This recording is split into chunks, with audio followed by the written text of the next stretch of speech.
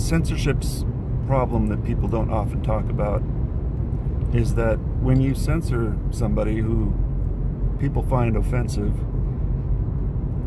then because that voice, that offensive material or that offensive whatever it is not heard anymore, people get used to that, and then they generally tend to have something out on the very fringes of society that is the riffraff, that which now should be censored.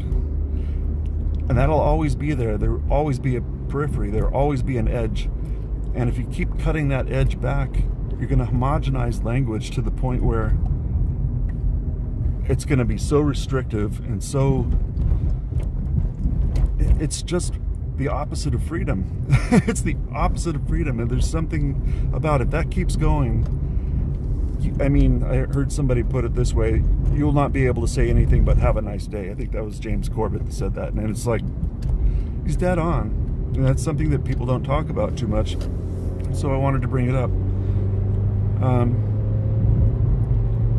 So there's that part of censorship. The other part is what they're doing on YouTube is censoring people's opinions that counter their own, so people don't get the true story because part of it is censored out. I've experienced lately that Israel is censoring anything that seems anti-Zionist, anything that shows Palestine as being not fairly treated, Palestinians and Palestine. They are being censored, and I don't know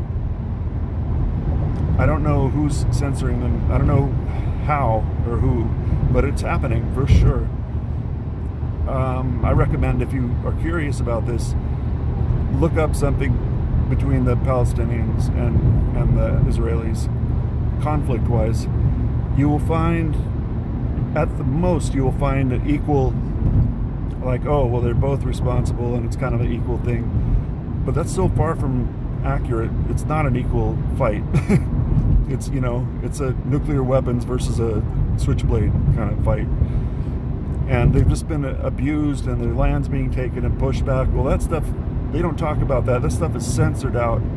Except I logged into YouTube through Hong Kong, and then the stuff pops right up when you search for it. Then it pops right up, and I compared them. I did something on my webpage at Wonky Sangha, so WONKYSANGHA, Wonky Sangha .com is my site where I've written about a few things. And there I captured a couple of the pages, one from Hong Kong, one from the United States, another one from Australia. Australia and the United States are heavily censored as far as the material about Israel and Palestine relations. And that's just... that goes way beyond anything about Israel and Palestine. That's censoring what I get to see about it, and everybody should have a huge problem with that. That is fascism. That is not okay. So that's going on. Anything offensive is being censored on YouTube, Facebook. Well, that just makes the things that are now at the edge, that are not as offensive, the new offensive. And that's going to go just like language. Just cut everything back until you have it so restricted you can't, comedy's gone completely. Comedy will be outlawed if that happens. Like, there is no comedy because you can't pick on anybody even a little bit. It's you can't offend anybody at all. But people get offended by something. There's always something that'll offend people, so there's always something to cut back. Where does it end? There's no line to draw, so it's so accelerated right now that where is it going if we let it keep going that direction? What's the end game? What's it look like? Some food for thought. Anyways, take it easy.